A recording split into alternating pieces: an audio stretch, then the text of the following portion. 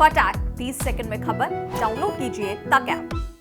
दिल्ली में 20,718 20,718 positive cases आए।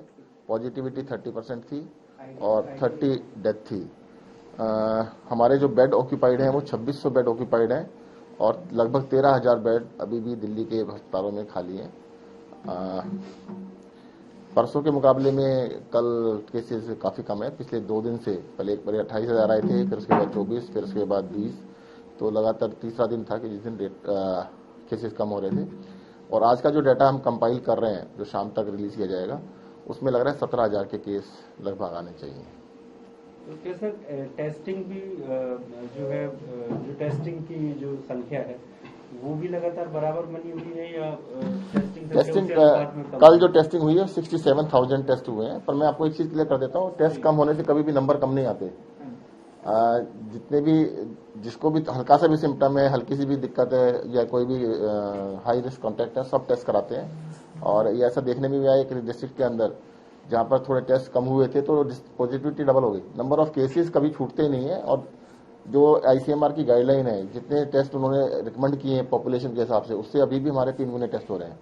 तो उससे हम 3 गुना टेस्ट कर रहे हैं। टेस्ट का ऐसा इशू नहीं है, कोई भी किसी को भी मना नहीं किया जाता है जो भी टेस्ट कराना चाहिए। वैसे थोड़ा सा फर्क ये हो सकता है जैसे कि कर्फ्यू लगा, वीकेंड कर्फ्यू है, वीकेंड कर्फ्यू से कुछ कम आते हैं लोग। वैसे आपने कहा कि आज 15,000 मामले आ सकते हैं, 17 के करीब 17,000 मामले आ सकते हैं। और दूसरा ये कि टेस्ट कितने आज हुए होंगे सर, लगभग अनुमान? नहीं, टेस्ट देखिए दिल्ली के अंदर पिछले अगर आप 1 महीने के अंदर लगाए तो 60,000 से लेके 1 लाख के बीच में चल रहा है। हमेशा ही 60,000 से लेके 1 लाख के बीच में चल रहा है। जैसे कल 67,000 आए थे। एक समय पर कहा गया था कि 3 लाख तक हम टेस्ट पहुंचाएंगे। हमारी कैपेसिटी है 3 लाख तक की। देखो टेस्ट कराने के लिए तो अभी आप लोग आए हैं, आप लोग मेरे से मिलने आए सारे लोग, तो आप लोग तो टेस्ट नहीं चाहते, नहीं तो मैं भी यहाँ पे लगवा देता हूँ कि सब लोग घुसे तो टेस्ट करा के घुसे। टेस्ट की जरूरत जिसको है उसका टेस्ट सबका किया जा रहा है। लेकिन सवाल ये है कि आप टेस्ट कम हो रहे हैं, आपने कहा है कि नई गाइडलाइन है, लेकिन जो लोग लक्षण के बिना हैं, अगर वो किसी को कोरोना दे देते हैं और वो गंभीर बीमारियों से ग्रसित देखिए खतरनाक बात हो गई ना। केंद्र सरकार ने कोरोना देखिए पैदा हो जाएगा। अब एक्सपर्ट मुझे लगता है आपको तो बनने की आवश्यकता नहीं है। केंद्र सरकार इतने उन्होंने एक्सपर्ट बिठा रखे हैं, इतने सारे लोग हैं।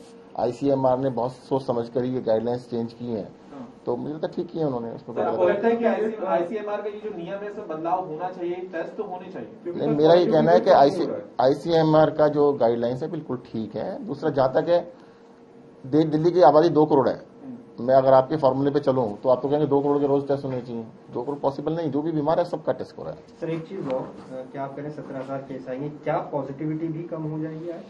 पॉजिटिविटी धीरे धीरे, देखो क्या होता है कि नंबर ऑफ जब केसेज है ना, इंपॉर्टेंट केसेज है, पॉजिटिविटी डेफिनेटली जब हमारे अस्पतालों में एडमिशन स्टेगनेट कर गए हैं तो पॉजिटिविटी डेफिनेटली धीरे धीरे कम आएगी। सर 12 जनवरी को 1 लाख से ज्यादा टेस्ट हुए थे, तब आपके 27,000 केस आए थे। अब सिर्फ 60-65,000 केस हो रहे हैं, तब भी 20,000-25,000 केस आपके आ रहे हैं। तो क्या ये मान लिया जाए कि अगर केसेस की संख्या, टेस्ट की संख्या 1.5 लाख 2 लाख कर देंगे तो ये केस 40,000 के आसपास पहुंच जाएंगे? बिल्कुल नहीं, बिल्कुल नहीं। अगर आप इस तरह से करेंगे ना तो फिर कहेंगे टेस्ट हम 2 करोड़ के कर लें तो दिल्ली में 60 लाख पॉजिटिव निकलेंगे। ऐसा नहीं होता है।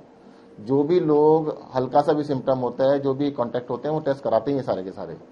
जितने भी ज्यादा टेस्टिंग बढ़ाई, देखो जैसे टेस्टिंग है लॉकडाउन इस टाइम कर्फ्यू के टाइम पर, तो लोग मिलते नहीं सड़कों पे, बहुत सारे लोग नहीं मिलते हैं, तो उनको कैसे टेस्ट कर सकते हैं? सर आप मान लें कि वीकेंड कर्फ्यू का असर हुआ है और इस वजह से कोरोना कंट्रोल हुआ?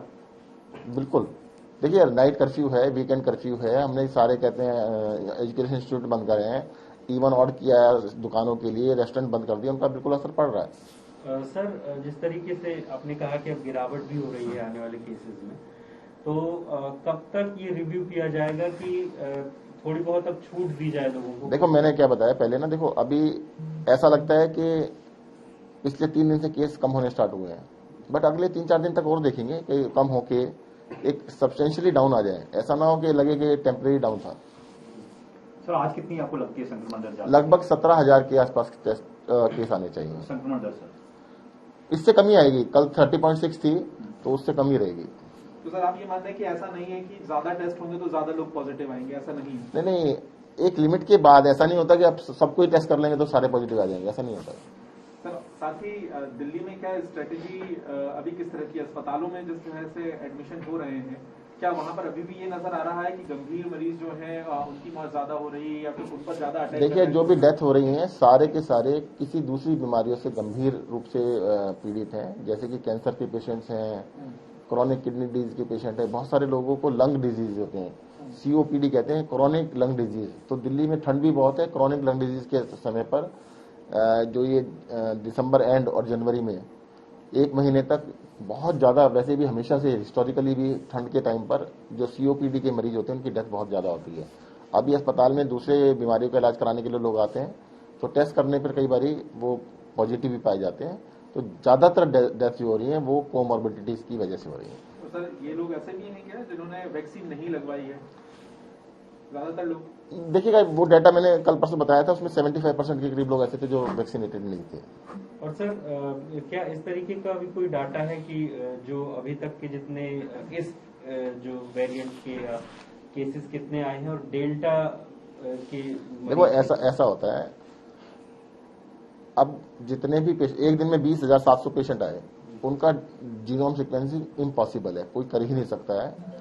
जीनोम सीक्वेंसिंग एक दिन में 200-300 पेशेंट आए तो हो सकती है, तो वो टेस्टिंग करके देख ली गई। तो अभी हमने बताया था आपको 30 और 31 तारीख की जो निकली थी वो 81% ओमिक्रॉन था, तेजी से बढ़ रहा है। तो ओमिक्रॉन का रेशियो मान सकते हैं, कंफर्टेबली मान सकते हैं, उसका ज्यादा है। सर आज 1 साल हो गया पूरा वैक्सीनेशन ड्राइव को शुरू हुए, क्या कहेंगे किस तरह से ये चला? और देखिए, वैक्सीनेशन पूरे देश में भी और दिल्ली में भी बहुत ही बेहतरीन तरीके से चला है, और दिल्ली के अंदर 100% लोगों को फर्स्ट डोज लग चुकी है और 80% एलिजिबल लोगों को सेकंड डोज लग चुकी है। और जो सेकंड डोज लगनी है उसमें क्योंकि 1 महीने का और 3 महीने का गैप होता है, तो जैसे ही लोगों का पूरा हो रहा है वो तुरंत लगवा रहे हैं। मैं फिर से अपील करूंगा आपके माध्यम से भी, जिनका भी सेकंड डोज ड्यू होती है वो तुरंत जाके लगवा लें। सर ऐसी की जानकारी भी सामने है कि दिल्ली में सेकंड डोज लगवाने लोग नहीं पहुंच रहे हैं, काफी गैप आ गया, उनको जागरूक करना पड़ रहा है, कॉल करना पड़ रहा है, ऐसा कुछ? अब काफी संख्या में लोग आ रहे हैं। देखो, बचे ही कितने, 80% हो चुका है, और गैप जो 3 महीने वाला गैप है, गैप की वेट कर रहे हैं लोग।